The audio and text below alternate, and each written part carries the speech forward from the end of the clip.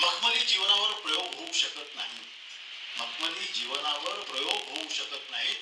दुःखाच्या आघातांनी जिथे कठीण कवच भेदली जातात तेव्हाच आत्म्याचा गाभा जिवंत होतो आणि सुळासाठी छाती पुढे केल्याशिवाय मुकुटासाठी मस्तक पुढे करता येत नाही.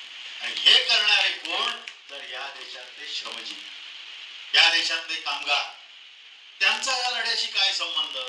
असा एक वेगळा प्रश्न.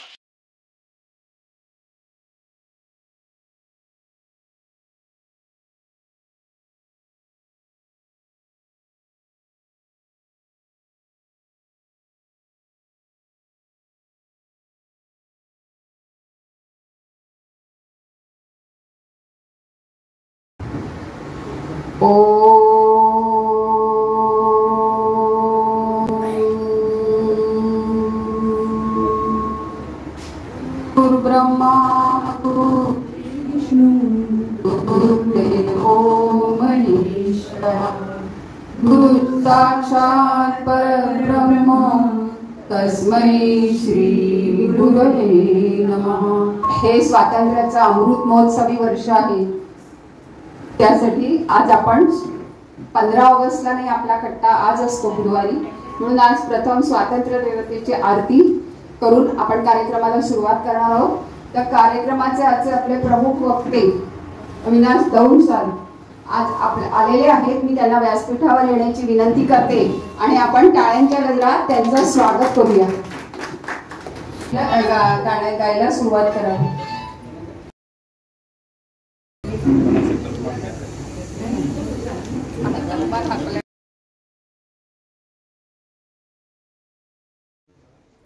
Then send me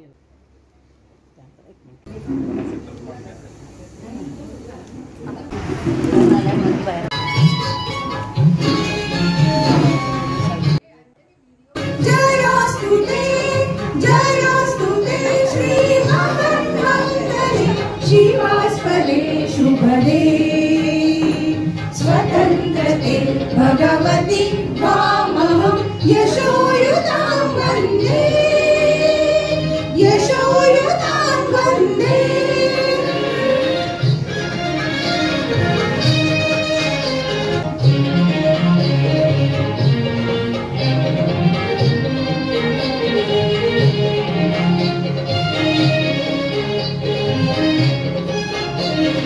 राष्ट्राचे चैतन्यमूर्ततु नीति संपदांची राष्ट्राचे चैतन्यमूर्ततु नीति संपदांची स्वतंत्रते भगवती शून्यराती तू त्यांची परवशतेच्या नभातोसी आकाशी वासी स्वतंत्रते भगवती यशोयुतां वन्दे जयोस्तुते श्रीमहान्मङ्गले शिवास्पदे शुभदे स्वतंत्रते भगवती त्वामहं यशोयुतां वन्दे यशोयुतां वन्दे. अविनाश दौंड हे गव्हर्नमेंट प्रिंटिंग प्रेस जी औद्योगिक संघटना आहे त्या संघटनेचे गेली 30-35 वर्ष सरचिटणीस आहेत आणि राज्य सरकारी कर्मचारी संघटना जी मध्यवर्ती कर्मचारी संघटना आहे त्याचे सचिव आहेत. अखिल भारतीय कर्मचारी कामगार संघटनेचे ते पदाधिकारी आहेत आणि बृहन्मुंबई राज्य सरकारी कर्मचारी संघटनेचे सरचिटणीस म्हणून गेली 35-40 वर्ष ते काम करतात. माझा त्यांचा गेल्या 30-35 वर्षापासूनचा मैत्रीचा संबंध आहे. माझे मित्र आहेत. ज्या संघटनेचं मी आता नाव घेतलो बृहन्मुंबई राज्य सरकारी कर्मचारी संघटनेचा मी अध्यक्ष आणि ते सरचिटणीस म्हणून गेली 10 वर्ष आम्ही दोघंजण काम पाहतो. मुंबईतल्या 76 संघटनांचं संघटन आहे, ती फेडरेशन आहे, त्याचे ते प्रमुख आहेत. विशेष सांगायचं म्हणजे त्यांचा गाढा अभ्यास आहे. ते लेखक आहेत, कवी आहेत, काय आहेत ते विचारू नका, सगळे आहेत ते. अनेक विषयावरचा दांडगा व्यासंग त्यांचा आहे. बोलणं असू द्या, वाचन असू द्या, कविताचं अनेक 2-3 कविता संग्रह त्यांचे पुस्तक प्रकाशित झालेले आहे. कामगार चळवळीचा गाढा अभ्यास आहे गेली 30-35 वर्ष रग कर्णिक नाव असो आपण ऐकलं असेल, कट्ट्यावर आपली रग कर्णिक येऊन गेले, आता ते नाही आहे, 2 वर्ष झाले. त्या कर्णिकांबरोबर आम्ही दोघंही काम करतो. नाशिकला एक प्रशिक्षण केंद्र आहे आणि गेली 25-30 वर्ष भारतातल्या आणि महाराष्ट्रातल्या संपूर्ण कामगारांचं प्रशिक्षण त्या ठिकाणी घेतलं जातं. सगळी सोय आहे. त्या ठिकाणचा एक दिवस कामगारांची जडणघडण, व्यक्तिमत्व विकास या विषयावरती ते आजपर्यंत बोलत आहेत आणि पुढेही बोलणार आहेत. अतिशय दांडगा व्यासंग त्यांचा आहे. 2021-22ला त्यांना महाराष्ट्र शासनाचा सर्वोच्च पुरस्कार, तो म्हणजे कामगार भूषण पुरस्कार त्यांना 2021-22मध्ये मिळाला. अतिशय आनंदाची गोष्ट आहे. शासनातर्फे कोविड होतं त्यामुळे तो लांबला होता, पण गेल्याच वर्षी त्यांना तो पुरस्काराने महाराष्ट्र शासनाने सन्मानित केलेला आहे. कामगारांविषयीची माहिती आकाशवाणीवरती, दूरदर्शनवर अनेक वेळा त्यांची व्याख्यानं झालेली आहे.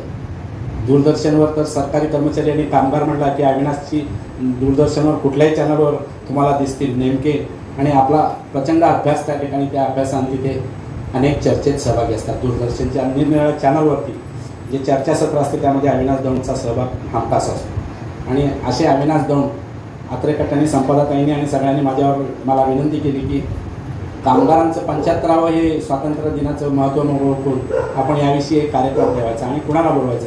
संपादकांनी आणि मराठी साहेब आपण सगळ्यांनी माझ्यावर जबाबदारी टाकली आणि माझ्या मुखातून एकमेव नाव अगोदर आलं ते म्हणजे अविनाश दौंड. आणि अतिशय गेल्याच आठवड्यात त्यांचं आकाशवाणीवरती याच विषयावरती व्याख्यान झालेलं आहे. त्यांना ऐकूया. त्यांची ओळख मी करून दिली. यापुढेही राज्य सरकारी कर्मचारी संघटनेचं नेतृत्व त्यांना खुणात आहे. अखिल भारतीय राज्य सरकारी कर्मचारी संघटनेचं नेतृत्व करण्याची त्यांना लवकरच पदोन्नती मिळणार आहे. याबद्दल मी या ठिकाणी सुतोवाच करतो. आणि या सभेसाठी आवर्जून उपस्थित असलेले अनेक दिग्गज या ठिकाणी आहेत. राज्य सरकारी कर्मचारी संघटनेचे ज्येष्ठ नेतृत्व आदरणीय गव्हाळे साहेब या ठिकाणी आलेले आहेत. शिक्षक संघटनेचे कार्याध्यक्ष सन्माननीय अविनाश मोरेजी आलेले आहेत. असे अनेक लोक इथं आलेले आहेत. मोमीनजी आहेत, जाधव आहेत. सगळ्यांचं नाव मी घेत बसत नाही, पण आपण त्यांना ऐकणार आहोत लवकरच. भारतीय स्वातंत्र्याच्या अमृत महोत्सवी स्वातंत्र्य दिन आपण नुकताच देशभर उत्साहात साजरा केलेला आहे. हर घर तिरंगा 13 ते 15 आपण मोठ्या उत्साहात केला. आजही सकाळी 11 वाजता सामूहिक राष्ट्रगान आपल्याला शासनाने सांगितलं होतं आणि त्याचं पालन अनेक ठिकाणी झालेलं आहे. काय आहे नेमकं हे भारतीय स्वातंत्र्य? तुम्ही असं म्हणाल की हा बालबोध प्रश्न कशासाठी? एक लक्षात घेतलं पाहिजे मित्रांनो, 150 वर्ष ब्रिटिशांचे अनन्वित अत्याचार सहन करत असताना लाखोंना हौतात्म्य आलं. अनेकांना वर्षानुवर्ष भूमिगत राहावं लागलं. कित्येक जण घरातून परागंदा झाले. अनेकांना कित्येक वर्षाचं काळे पाणी किंवा कैदेची सजा झाली. आणि त्यानंतर कुठे स्वातंत्र्याची सोनेरी पहाट आपण अनुभवत आहोत. आणि म्हणून त्यांचं स्मरण करणं, केवळ जोश उत्साह हेच उपयोगाचं नाही, ते तर हवंच, पण ज्यांच्या बलिदानाने आपण आज हे सर्व अनुभवतोय, भोगतोय, त्यांचं स्मरण करणं फार आवश्यक आहे. मला माहिती आहे माझा आजचा विषय हा कामगार क्षेत्रासंदर्भातला मर्यादित आहे, त्याच्यावर मी येतोच. पण आज सर्वप्रथम मला या ठिकाणी नमूद करायचं ते असं, ठाण्याच्या सांस्कृतिक पंढरीला मला भेट देता आली. सांस्कृतिक ग्रामदेवतेचं दर्शन तुमच्या माध्यमातून झालं, त्याबद्दल मी आपला सर्वांचा अत्यंत आभारी आहे. या ठिकाणी तात्याराव येऊन गेल्याचं कळलं, सिंधुताई येऊन गेल्याचं कळलं, स्नेहलता देशमुख मॅडम आल्या होत्या, आमच्या मीना प्रभू सुद्धा येऊन गेल्या. कित्येक नावं मला मिनींनी सर्व यादीच सांगितली. एवढी थोर मंडळी आली. आणि आमचं दैवत मान्य कर्णिक साहेब ते सुद्धा या ठिकाणी येऊन गेले. आणि पुन्हा त्यांच्या शिष्याला या ठिकाणी येऊन तुमच्यासमोर बोलण्याची संधी मिळते, हा मी माझा स्वतःचाच नव्हे तर संघटनेचा बहुमान समजतो, चळवळीचा बहुमान समजतो. मखमली जीवनावर प्रयोग होऊ शकत नाही. मखमली जीवनावर प्रयोग होऊ शकत नाही.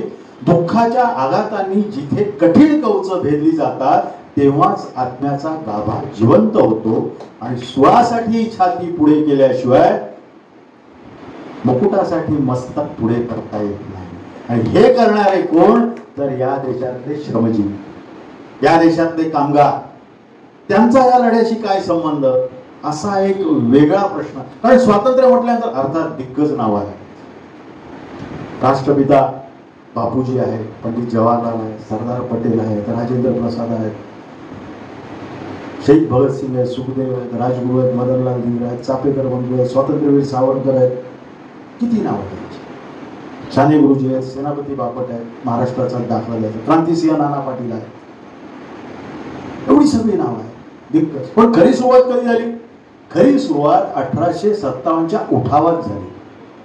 बंड हा शब्द आपल्या इतिहासात आपण काठ मारलेला आहे, लक्षात ठेवा. 1857च्या बंडामध्ये असं म्हटलं गेलं की आता आपण थांबलं पाहिजे, आपण उठाव म्हटलं पाहिजे. चुकून एखादा मागच्या पिढीला जरा सवय झाली असेल तो उठाव होता. बहादूरशाह, कुंवरसिंह, राणी लक्ष्मीबाई, तात्या टोपे आणि नाना फडणवीस या शूर योद्ध्यांनी त्यावेळच्या परकीय सत्तेच्या विरोधामध्ये प्राणपणाने झुंज दिली. झुंजले, पराभूतही झाले, पण भावी पिढ्यांनी त्यांचा आदर्श कायम ठेवला. आणि म्हणून स्वातंत्र्य लढ्याचा इतिहास जाणून घेत असताना ह्या दिग्गजांचं स्मरण जर आपण केलं नाही, पहिलं नमन जर त्यांना वाहिलं तर तो प्रमाद ठरेल असं माझं मत आहे. आणि कामगार चळवळीचा याच्याशी कधी संबंध आला?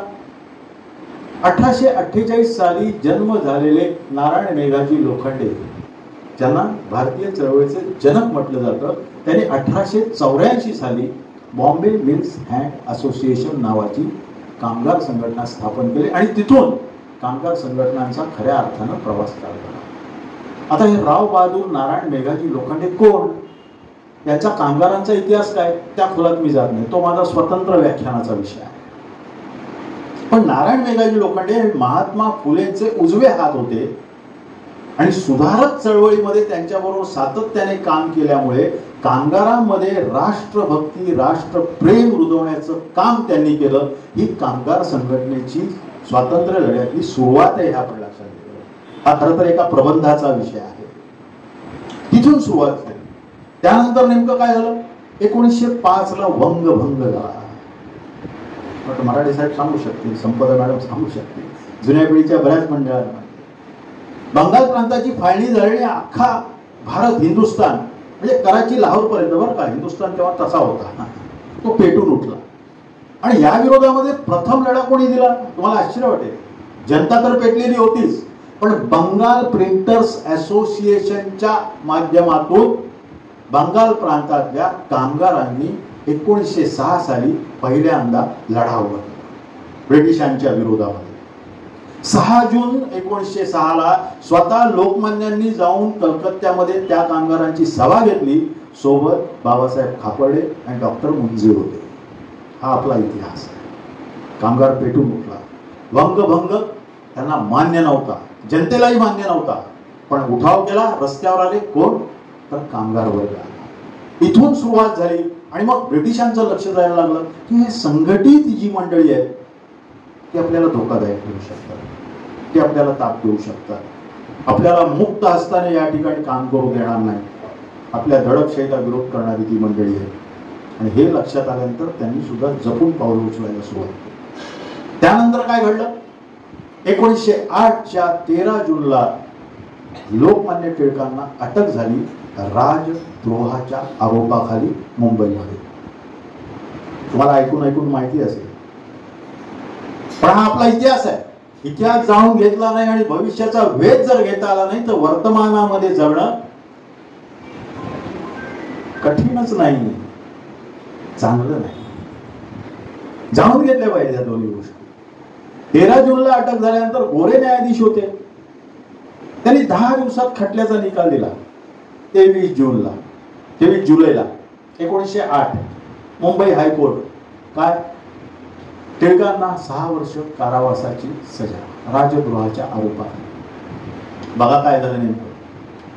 त्यावेळेला तो निकाल ऐकण्यासाठी धुवाधार पाऊस पडत असताना, आता जसा पडतोय तसा मुंबईमध्ये, हायकोर्टाबाहेर खूप मोठा जमाव जमला होता आणि त्यात प्रामुख्याने कोण होते तर मिल कामगार होते. मिल कामगार होते त्या ठिकाणी. आणि मग 23चा तो निकाल ऐकल्याबरोबर 24 जुलैला सर्वप्रथम ग्रीव्ज कॉटन मिलचे कामगार काम बंद करून बाहेर पडले.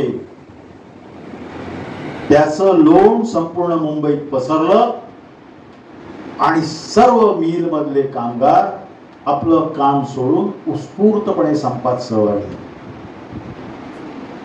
त्यांनी ठरवलं की आता ब्रिटिशांना समोर गेल्याशिवाय, त्यांच्याशी रस्त्यावर येऊन लढा दिल्याशिवाय काही होणार नाही. ब्रिटिशांनी काय केलं होतं ते बघा. 23 तारखेला कोर्टाचा निकाल लागणार हे माहीत असल्यामुळे पोलिसांसह सैन्याची तुकडी गिरण गावापासून कोर्टापर्यंत ठेवली होती. रस्ते रोखले होते गिरण गाव फक्त.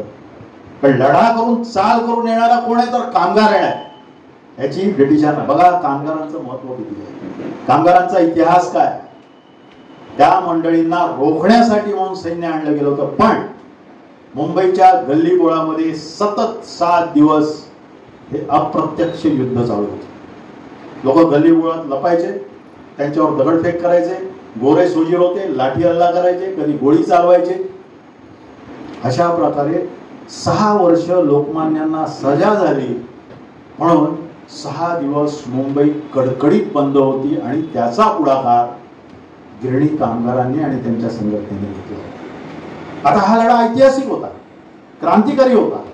भारतीय इतिहासातच नव्हे तर ब्रिटिशांची सत्ता जिथे जिथे होती त्या ठिकाणी अनेक लढे स्वातंत्र्याचे उभारले गेले. पण कामगारांनी उत्स्फूर्त स्वयंपूर्ण पद्धतीने दिलेला हा पहिला लढा होता आणि याची दखल थेट लेनिनला घ्यावीशी वाटली. आणि कॉम्रेड लेनिनने असं लिहून ठेवलेलं आहे की आता भारतातील कामगार वर्ग राजकीय दृष्ट्या जागृत झालेला आहे आणि म्हणून ब्रिटिशांची परकीय सत्ता इथे फार काळ टिकणार नाही. हे कॉम्रेड लेनिनने लिहून ठेवलेलं आहे. एवढा मोठा लढा. आणि मग ब्रिटिश धास्तावले. ही मंडळी वेगळी दिसत आहे, यांना आपण दाबलं पाहिजे, यांना चेपलं पाहिजे आणि ह्या कामगारांना संघटित होऊ द्यायचं नाही अशा पद्धतीचं षडयंत्र या ठिकाणी उभारण्याचं ठरलं. पण कालांतराने काही गोष्टी घडत गेल्या. 1908 नंतर 18ला एक मोठी घटना घडली. मी ठराविक महत्वाच्या घटनांचा उल्लेख करेन. 18ला 2 महत्वाच्या गोष्टी झाल्या. मद्रास लेबर युनियनची स्थापना BP वाडिया या मोठ्या कामगार पुढाऱ्याने केली आणि त्याच वर्षी 1918ला मजूर महाजन या कामगार संघटनेची स्थापना महात्मा गांधींनी केली. आता बघा स्वातंत्र्य लढ्याशी संबंध कसा येतो कामगारांचा, त्यांचे नेते कोण होते.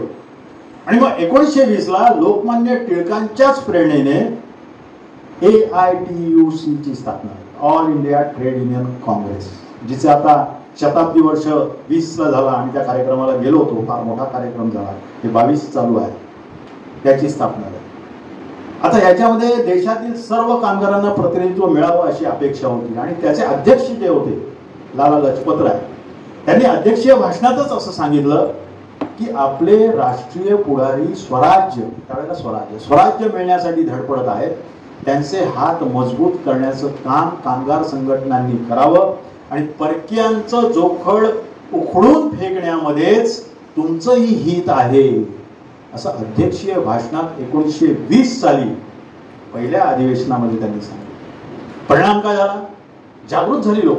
मुंबईतली तर होतीच, नागपूरमध्ये झाली, मद्रासमध्ये झाली, कलकत्त्यामध्ये झाली आणि मोठ्या प्रमाणामध्ये कामगारांमध्ये स्वदेशीचा प्रचार, स्वराज्याचा प्रचार हा सुरू झाला.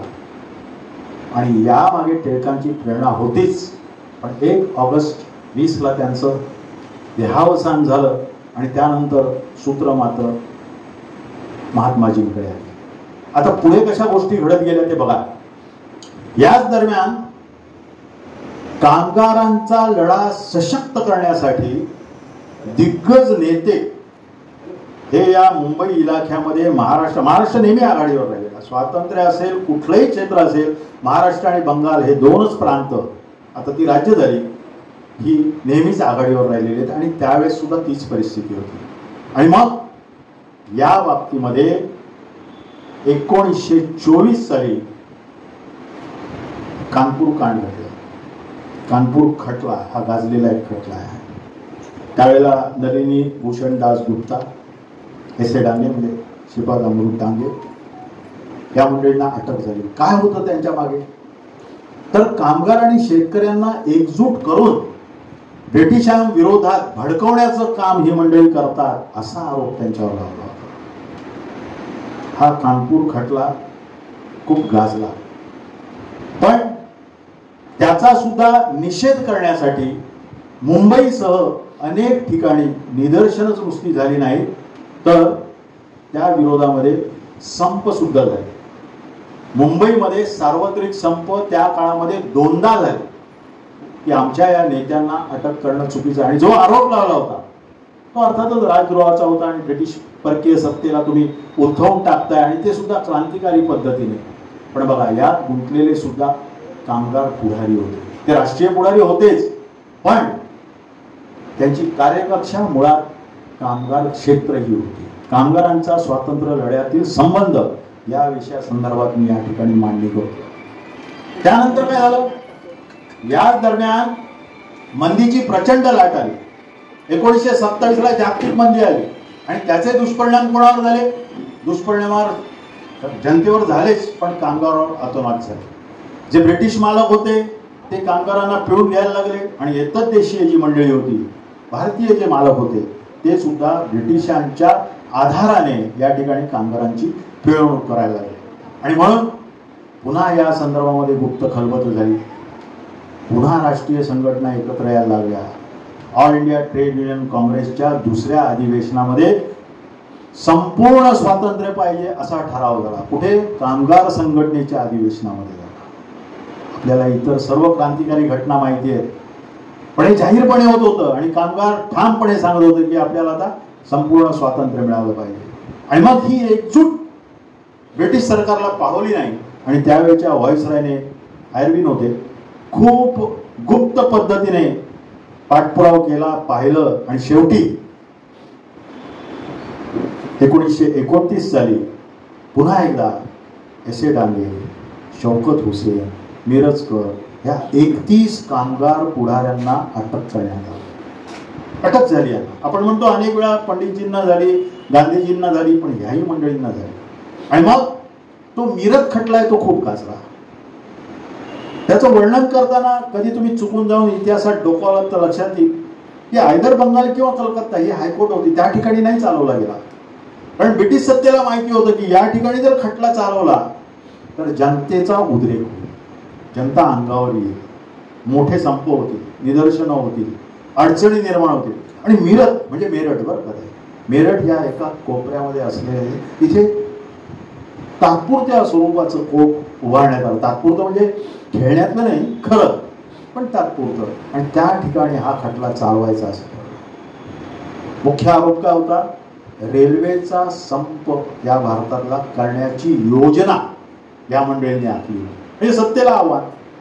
बंगाल नागपूर एक्सप्रेस असेल, साऊथ रेल्वे असेल, प्रत्येक वेगवेगळं मंडळ होतं बरं का. भारतीय रेल्वे एक नव्हती तेव्हा, आणि ही सर्व मंडळी सभासद होती संघटनेची. हा 29चा खटला 4.5 वर्ष चालला. 320 साक्षीदार त्यात तपासले गेले. 3,500 पुराव्याच्या वस्तू त्या ठिकाणी कोर्टापुढे सादर कराव्या लागल्या. त्यावेळेचा 1,60,000 पाऊंड एवढा खर्च ब्रिटिशांना त्याच्यासाठी आला. सर्व दृष्टीने हा खूप मोठा ऐतिहासिक असा खटला होता. आणि त्याचा निकाल लागल्यानंतर 4-4 वर्षांची सजा या सर्व मंडळींना. लगेच मुंबईमध्ये उद्रेक झाला.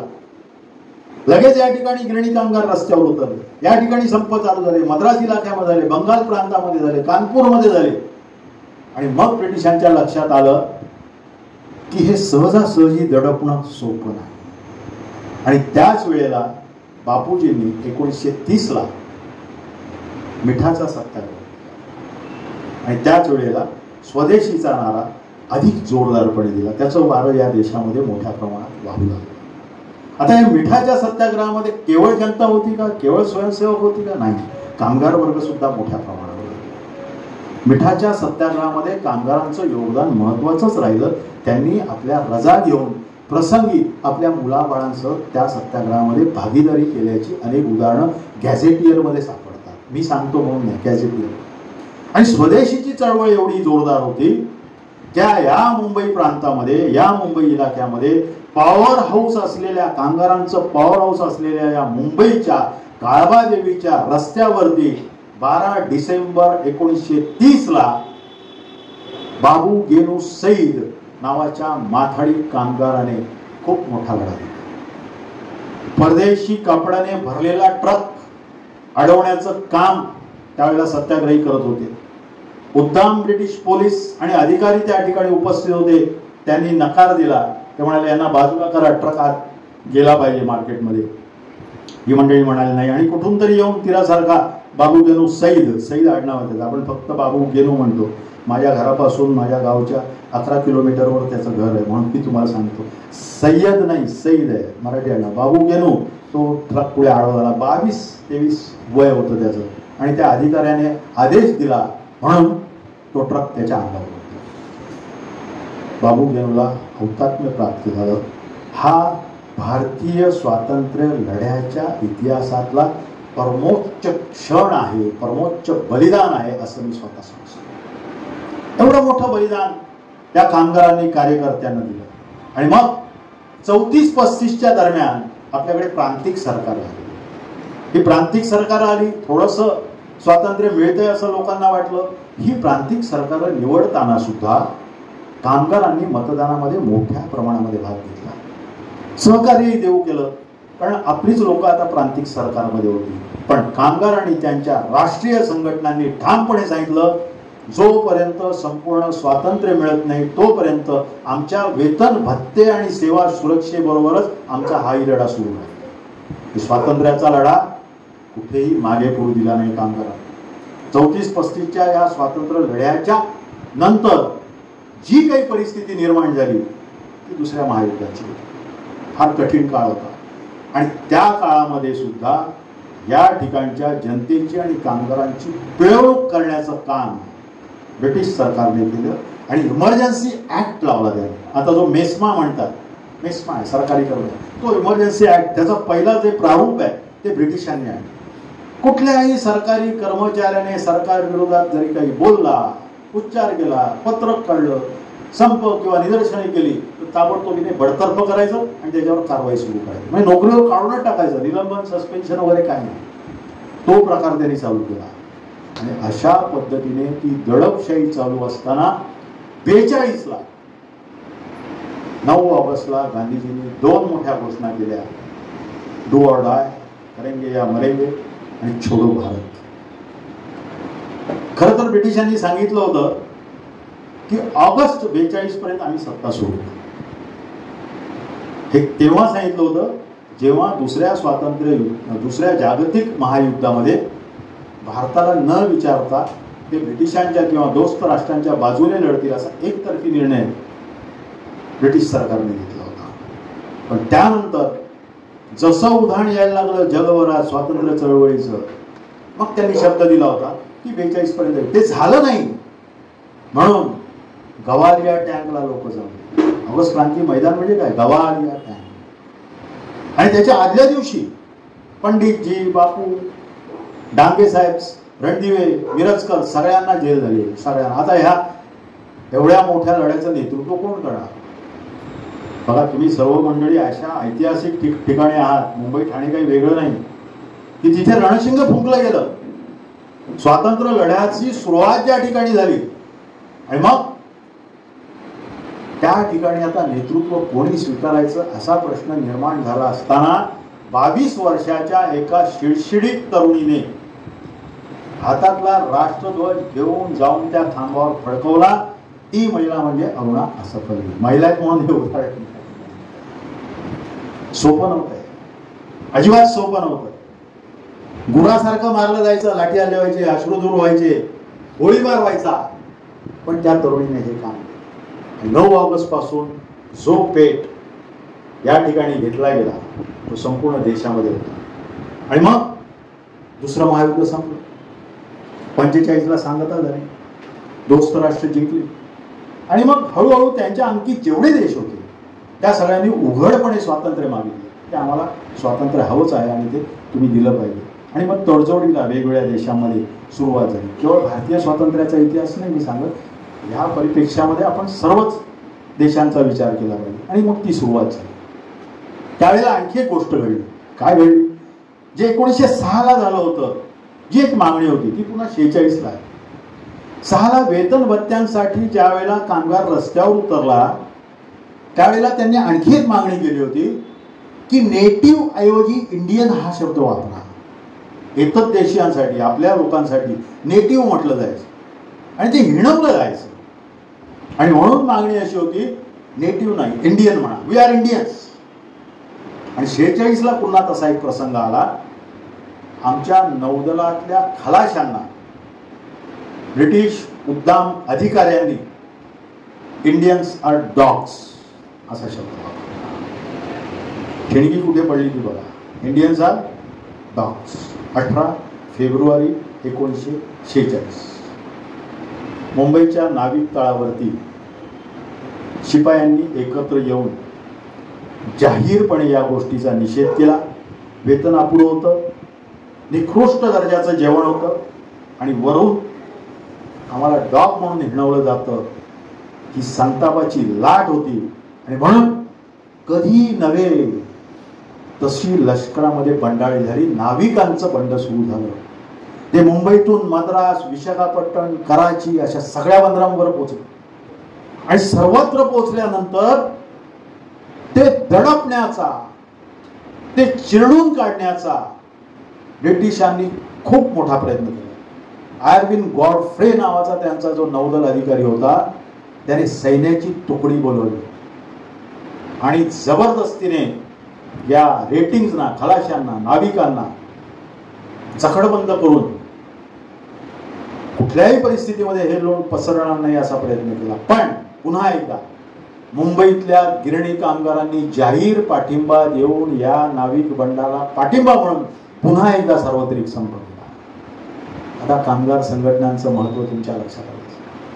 नाविकांचं बळ वाढलं, आत्मबळ वाढलं. त्यामुळे आमच्या पाठी कोणतरी आहे. आणि त्यांचं पाहून मुंबईतल्या दुकानदारांनी सुद्धा दुकानं बंद केली आणि जनतेने सुद्धा हरताळ पाळला.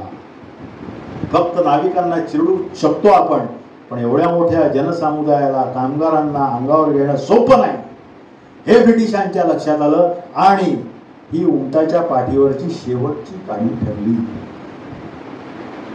मराठी लिहितो बरं का, त्यामुळे मी असे काही शब्द प्रयोग करीन. ही शेवटची ठरली. आणि मग दुसरं महायुद्ध संपल्यानंतर चर्चिल साहेब गेले होते. चर्चिल साहेबांनी जिंकून दिलं, ब्रिटिशांना धीर दिला, मनोधैर्य दिलं.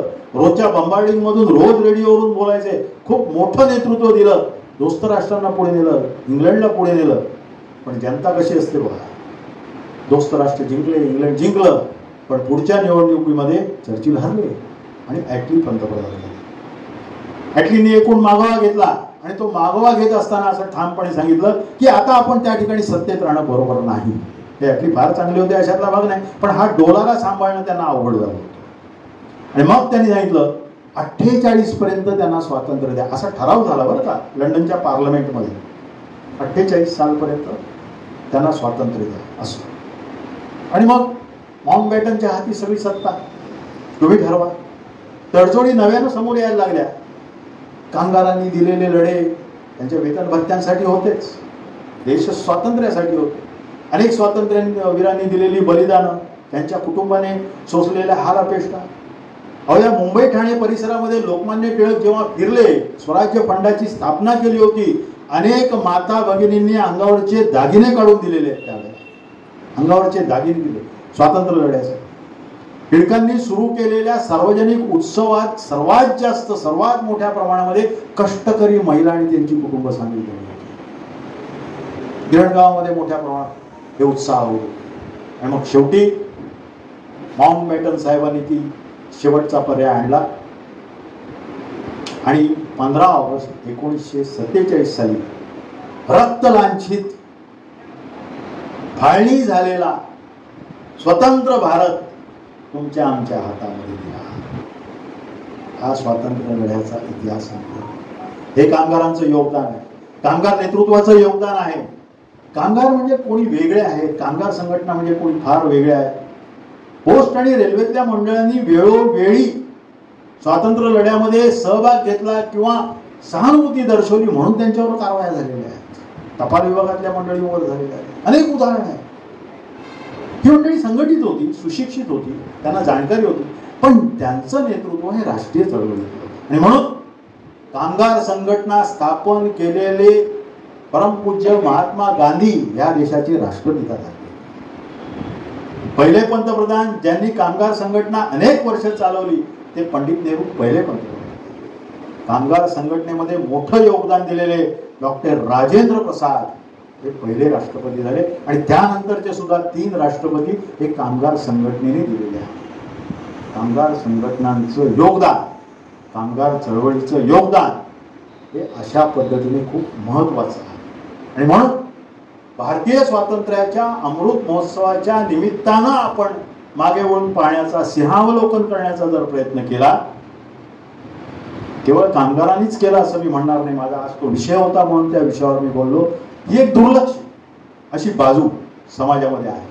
नेमकी ही मंडळी कुठे होती? आज रस्त्यावर उतरतात, त्यांना वेतन पाहिजे, भत्ते पाहिजे, नाही. आजच्याही राष्ट्रीय कामगार संघटना किंवा आमची सरकारी कर्मचाऱ्यांची संघटना असेल, समाजोपयोगी कामासाठी सातत्याने पुढे असते. माननीय कर्णिक साहेबांनी 2 न्यास आमचे स्थापन केलेले आहेत, नागरी सेवा प्रबोधिनी आणि भगीरथ प्रकल्प. भगीरथ प्रकल्पाची स्थापना 1976 ला झाली. त्यावेळेला आणि आतापर्यंत आदिवासी विकासाचं काम चालू आहे. नाशिकमध्ये 7 आदिवासी गावं संघटनेने दत्तक घेतलेली आहे. तिथल्या आदिवासी मुलींना हायजीन माहिती नव्हतं. त्यांना त्या सेंटरवर आणून त्यांचे केस विंचरून उभा काढण्यापर्यंत काम या मध्यवर्तीच्या संघटनेच्या कार्यकर्त्यांनी केलेलं आहे. अनेक वेळा त्यांना शैक्षणिक गणवेश असतील, पाठ्यपुस्तकं असतील, शिवण कामासाठी त्यांच्या आयांना शिवण यंत्र असतील, ही पुरवण्याचं काम केलं. आणि नागरी सेवा प्रबोधनीचं काम आताही अव्याहतपणे चालू आहे. एड्सला प्रतिबंध, अलेक्झांडर ज्या वेळेला आपले राज्यपाल होते तेव्हा त्यांनी कल्पना दिली आणि कर्णिक साहेबांनी ती लगेच स्वीकारली. आजही आमचे प्रोजेक्ट चालू आहे. हॉटेल बॉईज असतील, बारबाला असतील, ट्रक ड्रायव्हर असतील, त्यांच्यामध्ये जाऊन समुपदेशन करणं, टीम आमच्या त्या ठिकाणी कार्य. म्हणजे कामगार संघटना म्हणजे केवळ नाही. ज्या ज्या वेळेला या राज्यामध्ये आपत्ती आली, मग धरणी कंप असेल किल्लारीसारखा, किंवा अतिवृष्टी असेल, आवर्षण असेल, तुम्ही बघा सरकारी कर्मचाऱ्यांचा एक दुसरं सोपं नसतं. 1.5-2 अब्ज रुपये सरकारी कर्मचारी आणि संघटनेची मान्यता लागते. आम्ही कधीही मागे आलो. संघटनेची स्थापना 60 ला झाल्यानंतर 62 ला जेव्हा आपलं पहिलं युद्ध झालं चीनचं, आणि आमचे मुख्यमंत्री, दूरदृष्टीचा नेता यशवंतराव हा सह्याद्री धावून गेला हिमालयाच्या संरक्षणासाठी, तेव्हा इथल्या सरकारी कर्मचाऱ्यांनी एकत्र येऊन एक रणगाडा विकत घेता येईल एवढा मोठा निधी मुख्यमंत्र्यांना दिला. कामगार संघटना अनंत काम, रक्तदान शिबिर असतील, आरोग्य शिबिर असतील, जवार मोखाड्यामध्ये आमचे मिलिंदजी जातात, आमच्या कविताताई जातात, आदिवासी क्षेत्रामध्ये त्यांची वेगळं काम. पण मला एवढंच म्हणायचं आहे की कामगार संघटना, आणि मला एक फार बरं वाटलं, मला परिचय काल परवा करून देताना मिलिंदजींनी सांगितलं, तुम्ही कट्ट्याची मंडळी सांस्कृतिकतेकडून सामाजिकतेकडे निघालेला आहात, यासाठी तुमचं अभिनंदन या ठिकाणी मी करतो. सरकारी कर्मचारी संपदाताई असतील, शिलाताई असतील, आमचे मराठे साहेब असतील, आणि कासार कुठे त्यांना मला भेटायचं, कारण त्यांनी खूप मोठा परिचय त्यांचा करून दिला. असा अशा कार्यकर्त्यांना भेटणं मला फार आवडतं. या कामगार लढ्याच्या अनुषंगाने काही ठळक मोजक्या बाबी आपल्या निदर्शनाला आणण्याचा मी प्रयत्न केलेला आहे. तुम्ही जेव्हा जेव्हा बोलवाल तेव्हा तेव्हा मी निश्चितपणे येईन, कारण मला बऱ्याच गोष्टी ऐकायला आवडतात. मला ऐकायला आवडतात. बोलणं हे सतत चालूच असतं, वेगवेगळे विषय असतात, प्रबोधनाचेही असतात. मी एवढंच या प्रसंगी म्हणेन की या कार्यातली तुम्ही सर्व मंडळी मला तरुण दिसताय. मला कधीतरी एक खंत एकता व्यक्त की नवीन पिढीने हा वारसा आता घ्यावा. बरोबर, माझा विषय थोडक्यात संपलाय. हा दुसरा एक थोडा विषय मला आवश्यक वाटतो म्हणून तुमच्या चेहऱ्यावर तेज आहे, तुमच्या देहामध्ये शक्ती आहे, तुमच्या मनामध्ये उत्साह आहे, तुमच्या हृदयामध्ये करुणा आहे, तुमच्या इंद्रियांमध्ये संयम आहे, तुमच्या आई वडिलांवर श्रद्धा आहे आणि संस्थेवर निष्ठा आहे, म्हणून तुम्ही सगळे तरुण आहात असं या ठिकाणी मी जाहीरपणे सांगतो. आणि म्हणून या कामाला खंड पडणार नाही, अजिबात खंड पडणार नाही. फक्त मी समाजाकडून नेहमी जी अपेक्षा व्यक्त करतो तीच या ठिकाणी करेन. दत्ताचं एक खूप मोठं सुंदर अशी कविता आहे हर्षिकरांची ती सांग. ज्यांची बाग फुलून आली त्यांनी 2 फुलं द्यावी. फक्त बाग फुलून आली तुमच्या, ज्यांची बाग फुलून आली त्यांनी फक्त 2 फुलं द्यावी. ज्यांचे सूर जुळून आले त्यांनी 2 गाणी गावी. आभाळा एवढी ज्यांची उंची त्यांनी जरा खाली उतरून यावं. आणि मातीमध्ये ज्यांचे जन्म मिळले त्यांना खांद्यावरही घ्यावं. त्यांना खांद्यावर हे काम तुम्ही करताय. अनेक महिलांना या ठिकाणी आणलं, बोलतं गेलं असं मला कळलं. पुन्हा केव्हा तरी त्यांना भेटायला, बोलायला, ऐकायला मी निश्चितपणे येईल एवढंच या ठिकाणी मी सांगू इच्छितो. आणि तुम्ही उमेद कायम ठेवणं गरजेचं आहे. आणि माझ्यासारखा एक सामान्य कार्यकर्ता एवढंच सांगतो, तथागत गौतम बुद्धाने जेव्हा आपला बोधिवृक्षाखाली पहिला साक्षात्कार झाल्यानंतर उपदेश केला तेव्हा त्याच्यासमोर फक्त 5 शिष्य होते. आणि येशू ख्रिस्ताने सुद्धा जेव्हा 10 कमांडमेंट दिल्या तेव्हा सुद्धा त्याच्यासमोर फक्त 5च शिष्य. आणि म्हणून हे विचार एकमेकांपर्यंत पोहोचवणं हे अतिशय महत्वाचं आहे. तुम्ही कट्ट्याच्या माध्यमातून सुरू केलेला हा उपक्रम अव्याहतपणे सुरू राहावं. मिलिंदजींसारखे चांगले उत्तम कार्यकर्ते तुम्हाला या ठिकाणी लाभलेले आहेत. संपदाजी, शिलाजी आहेत, कोणशी मॅडम आहेत, इतरही मंडळी आहेत. जे ठुसे साहेब आले असते तर मला त्यांनाही भेटायला आनंद झाला असता. अच्छा, या सर्व मंडळींना तुम्हाला भेटून मला आनंद झाला. पुन्हा एक वार भारतीय स्वातंत्र्याच्या अमृत महोत्सवाच्या निमित्तानं तुम्हा सर्वांना माझ्या वैयक्तिक आणि आमची जी राज्य संघटना आहे 17 लाख कर्मचारी ज्याचे सभासद आहेत त्या संघटनेच्या वतीनं तुमच्या या सांस्कृतिक पंढरीला, ठाण्याच्या सांस्कृतिक ग्रामदेवतेला मी प्रणाम करून या ठिकाणी थांबतो. जय हिंद, जय महाराष्ट्र. आज खरंच म्हणजे आतापर्यंत आपण ज्या स्वातंत्र्य हा विषय ज्या वेळेला घेतला त्यावेळेला स्वातंत्र्यवीर सावरकर असोत, लोकमान्य टिळक असोत, महात्मा गांधी, नेहरू अशी अनेक दिग्गज नावच आपण फक्त बघत होतो.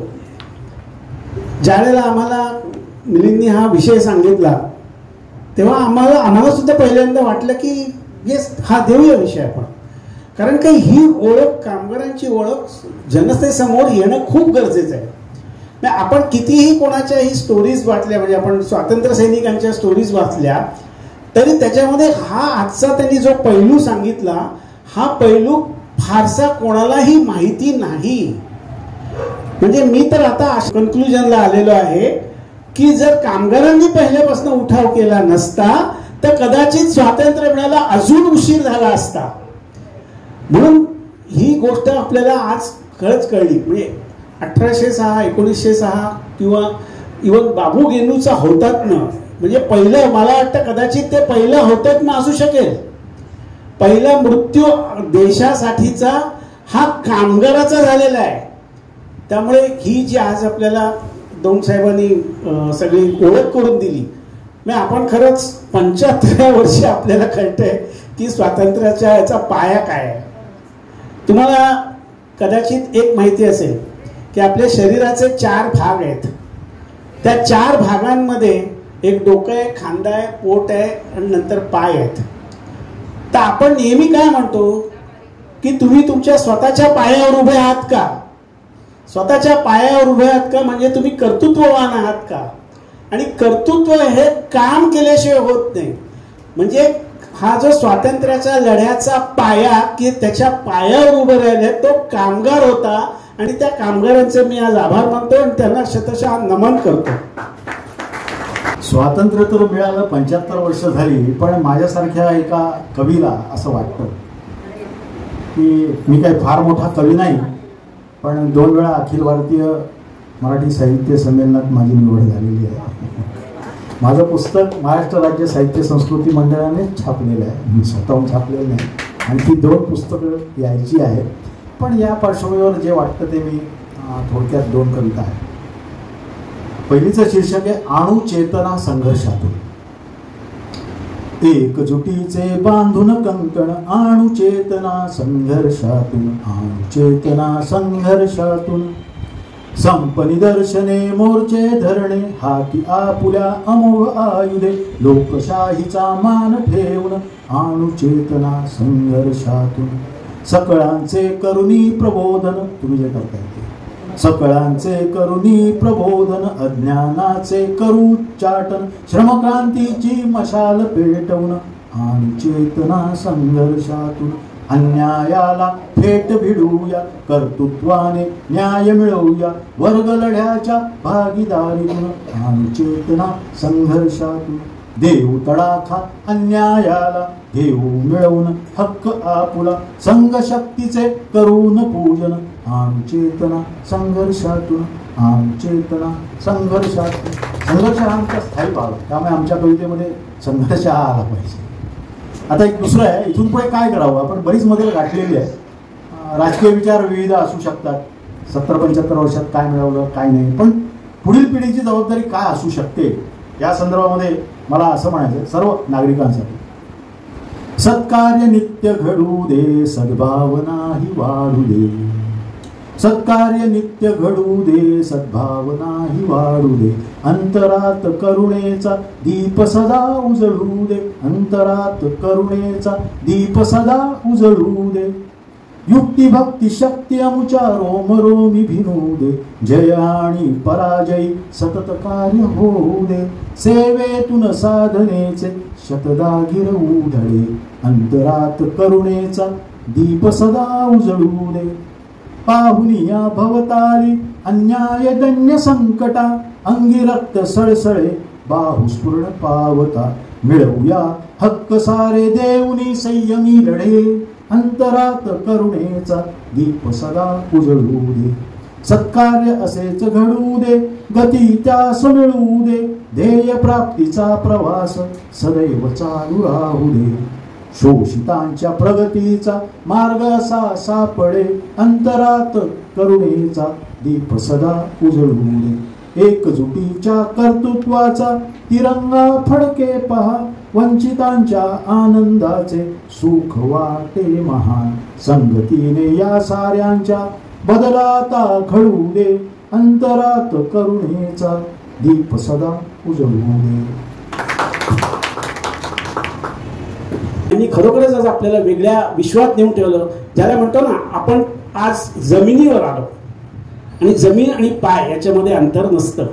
त्यामुळे कामगारांच्या या कॉन्ट्रीब्युशनचा आपल्याला आज जो संपूर्ण इतिहास माहिती झाला त्याबद्दल मी आपले खूप खूप आभार मानतो. आणि आणखीन तुमची व्याख्यानं व्हावीत असं मी आमच्या आत्रेकट्ट्यामध्ये आम्ही डिस्कस करू. आणि त्याच्याचबरोबर आपले जे सहकारी किंवा इतर अनेक व्यक्ती ज्या उच्चपदस्थ आहेत कामगार चळवळी असो किंवा इतर असो आजचे त्यांनी इथे आलेले आहेत. तुम्हाला त्यानिमित्ताने आमचा एक छोटा ग्रुप आहे पण 21 वर्ष सातत्याने आम्ही हे समाज प्रबोधनाचं काम करतोय आणि आणखीन आमचे काही बरेच उपक्रम आहेत. तर तुम्ही जर असे कधी येत गेलात आणि आम्हाला सहकार्य देत गेलात. पावसामुळे आत बसलोय तर आपण बाहेर जर बघितलं तर आमचा किती चांगला हा आहे. आणि 21 वर्ष आज आम्ही कुटुंबासारखे सगळेजण वावरतो. तर तुमची आम्हाला त्याच्यामध्ये साथ मिळेल असं मी सगळ्यांना आवाहन करतो. पुन्हा एकदा तुमचे आभार मानतो. आणि मी आता कुणीही कुणाला गुलाम करू नये. आता कुणीही कुणाला गुलाम करू नये. जमिनीला आजी आणि आवाळाला आजोबा समजून त्यांच्या कुशीत गुण्या गोविंदाने राहावे. एक तीळ 7 जणांनी करंडून खावा. चंद्र सूर्य फिके पडतील असे सचेत कार्य करावे. माणसाने माणसाशी माणसासारखे वागावे. धन्यवाद. मी संपदा वागळेला विनंती करतो की आपल्या आचार्य आत्रेकट्ट्यातर्फे आपण नुकतंच केलेलं एक आपलं पुस्तक प्रकाशित केलेलं आहे की आत्रेकट्ट्याचे आमचे जे कार्यक्रम गेल्या काही वर्षांमध्ये झाले त्याच संदर्भामधलं एक पुस्तक आहे. आणि आमच्यातर्फे फुल ना फुलाची पाकळी आपल्या या कार्यामध्ये तुम्हाला छान यश मिळावं. आणि म्हणून साहेबांना राष्ट्रीय पातळीवर पण काम जे करायला मिळणार आहे त्याबद्दल पण मी त्यांना शुभेच्छा देतो. धन्यवाद. फक्त एक सेकंद मराठी आहे. तुमच्या सामाजिक उपक्रमासाठी माझ्या आज पुरानी जंजीरों को तोड़ चुके हैं. क्या देखे उस मंजिल को जो छोड़ चुके हैं. चांद के दर पर जा पहुंचा है आज जमाना. जोड़ चुके हैं। नया खून है, नई उमंग, अब है नई जवानी। हम हिंदुस्तानी, हम हिंदुस्तानी। हमको कितने ताजमहल है और बनाने, इतने हैं अजंता हमको और सजाने। अभी पलटना है रुख कितने दरियाओं का, इतने पर्वत राहों से है आज हटाने। नया खून है, नई उमंगे, अब है नई जवानी। हम हिंदुस्तानी, हम हिंदुस्तानी, हम हिंदुस्तानी, हम हिंदुस्तानी। छोड़ो कल की बातें, कल की बात पुरानी। नए दौर में लिखेंगे मिलकर नई कहानी। हम हिंदुस्तानी, हम हिंदुस्तानी, हम हिंदुस्तानी, हम हिंदुस्तानी।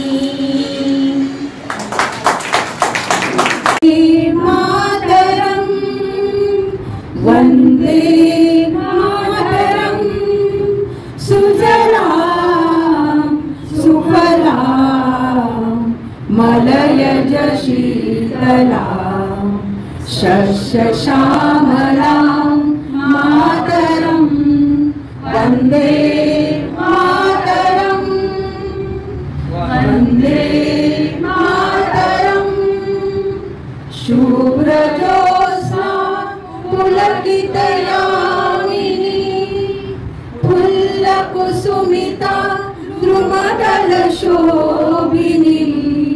सुहासिनी सुमधुर भाषिणी, सुखदां वरदां मातरं। वन्दे मातरं, वन्दे मातरं। भारत माता की जय।